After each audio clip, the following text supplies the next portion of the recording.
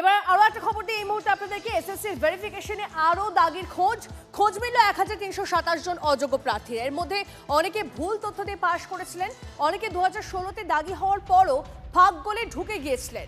নবম দশমের ইন্টারভিউ প্রক্রিয়া ডেডলাইনের মধ্যে শেষ করতে পারবে না এসএসসি।